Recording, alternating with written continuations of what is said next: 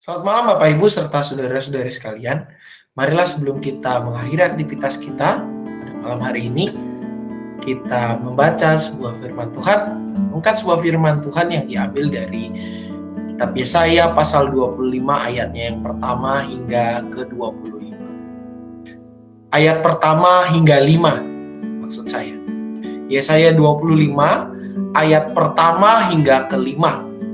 Demikian bunyi firman Tuhan. Ya Tuhan, Engkaulah Allahku.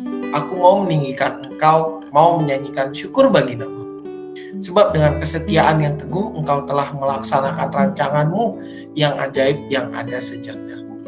Sebab Engkau telah membuat kota itu menjadi timbunan batu, dan kota yang berkubu itu menjadi reruntuhan. Uri orang luar tidak lagi menjadi kota, dan tidak dibangunkan lagi untuk selama-lamanya. Oleh karena itu suatu bangsa yang kuat akan memuliakan Engkau. Kota bangsa-bangsa yang gagah akan takut kepadamu. Sebab Engkau menjadi tempat pengungsian bagi orang lemah, tempat pengungsian bagi orang miskin dalam kesesakannya, perlindungan terhadap angin ribut, naungan terhadap panas terik. Sebab amarah orang-orang yang gagah sombong itu seperti angin ribut di musim dingin, seperti panas terik di tempat kering. Kegaduhan orang-orang luar Kau diamkan, seperti panas terik ditiadakan oleh naungan awan. Demikianlah nyanyian orang-orang yang gagah sombong ditiadakan. Bapak Ibu serta saudara-saudari sekalian, Yesaya merupakan seorang nabi yang bekerja pada 3 zaman, di mana pada saat Israel sebelum pembuangan, pada saat Israel dalam masa pembuangan, dan ketika Israel kembali ke tanah leluhur mereka, ke tanah air mereka. Dalam bagian ini kita bisa melihat bahwa apa yang diungkapkan oleh Yesaya merupakan sebuah nyanyian syukur atas penyertaan Tuhan yang menghilangkan segala musuh-musuh yang dihadapi. Di dalam ayat 4 dikatakan bahwa Engkau menjadi tempat pengungsian bagi orang lemah. Pada saat ketika teks ini ditulis, keadaan Israel, keadaan situasi kerajaan Yehuda adalah situasi yang lemah. Kita tahu Bapak Ibu, Israel telah terpecah menjadi 2 kerajaan. Kerajaan Israel Utara dan juga yang satunya adalah kerajaan Yehuda. Situasi ini membuat mereka tidak lepas dari perang saudara. Banyak orang-orang yang merasa sedih hati karena sesama saudara, sesama keluarga saling berperang satu dengan yang lain.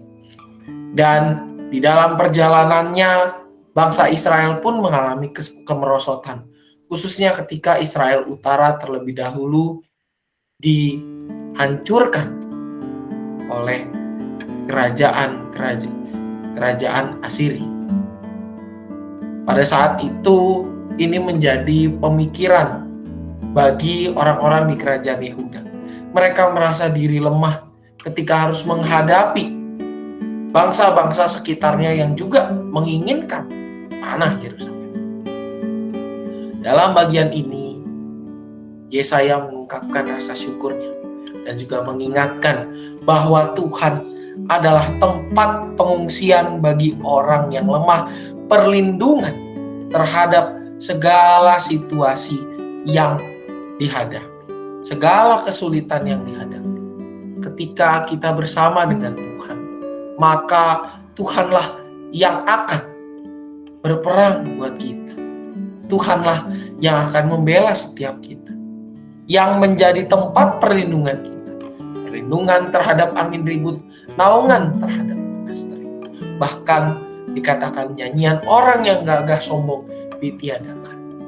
Menjadi sebuah situasi bahwa ketika kita berlindung kepada Tuhan dan menjadikan Tuhan sebagai tempat pengungsian kita yang lemah ini, maka kita pun akan dilindungi oleh Tuhan. Kita akan merasakan perlindungan yang berasal daripada Tuhan. Pertanyaan untuk kita renungkan pada malam hari ini Bapak Ibu. Sudahkah di dalam kelemahan kita menjadikan Tuhan sebagai tempat pengungsian kita? Sudahkah di dalam kelemahan kita menghadapi realitas hidup sehari-hari, kita telah menjadikan Tuhan sebagai sosok yang menjadi panutan kita, sosok yang menjadi tempat bagi kita untuk mencari perlindungan.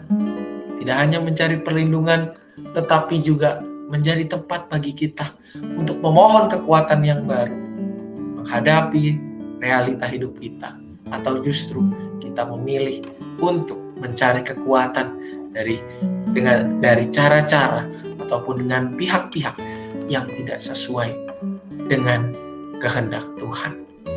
Mari kita berdoa. Tuhan, biarlah di dalam kehidupan kami boleh menjadikan Engkau sebagai tempat pengungsian kami, tempat perlindungan kami ketika kami merasa lelah menghadapi keseharian kami. Ajar kami dan mampukan kami ya Bapa, untuk boleh berpegang kepadamu saja dan juga senantiasa memohon kekuatan yang berasal daripada-Mu. Di dalam nama anak-Mu Tuhan Yesus Kristus kami berdoa. Amin. Bapak Ibu serta saudara-saudari sekalian, terkait dengan informasi ibadah minggu, maka pendaftaran untuk peserta ibadah umum, ibadah remaja, maupun kelas Immanuel telah dibuka. Untuk peserta ibadah umum adalah mereka yang berusia 17 sampai dengan 60 tahun. Di atas 60 tahun, maka Bapak Ibu kami anjurkan untuk beribadah dari rumah lewat tayangan online. Untuk link pendaftaran peserta ibadah tersedia di WA Group GKI Cicurug maupun lewat media sosial GKI Cicurug yang tertera berikut ini, seperti di Instagram maupun di Facebook, dan alamat bit.ly/neonormal-gki_CCR. Dan juga untuk ibadah remaja dilakukan pada pukul 9 pagi. Bagi mereka yang berusia di bawah 17 tahun dan bersekolah di kelas 3 SMP atau kelas 9 sampai dengan kelas 3 SMA atau kelas 12, silakan mengikuti ibadah remaja GKI Cicurug secara onsite pada pukul 9 pagi dan mendaftarkan diri di link yang tersedia di grup Korum GKI Cicurug maupun di media sosial GKI Cicurug berikut ini. Dan juga bagi adik-adik kelas Immanuel, kelas 1 SMP sampai dengan 2 SMP, silakan mengikuti ibadah onsite pada pukul 9 pagi. Kelas Immanuel setiap minggunya pada pukul 9 pagi secara onsite dilakukan ibadah, dan mendaftarkan diri dengan menghubungi Ibu Irin atau mendaftarkan diri lewat WA Group kelas Immanuel. Bagi anak-anak usia batita sampai dengan SD kelas 6, silakan mengikuti ibadah sekolah minggu secara online setiap yang tayangannya dimulai setiap pukul 8 pagi di channel YouTube Komisi Anak GKI Cicurug. Untuk ibadah umum sendiri dimulai pada pukul 7 pagi dan link ibadah online dapat diakses mulai pukul 7 kurang 10 menit atau 6.50 pagi. Berkaitan juga dengan meningkatnya pandemi COVID-19, maka Bapak Ibu serta saudara-saudari sekalian, marilah kita semakin memperketat protokol kesehatan kita dengan selalu mengenakan masker di mana saja dan kemana saja kita pergi ataupun berada. Selalu menjaga kebersihan ruang tempat tinggal kita, juga lingkungan sekitar kita.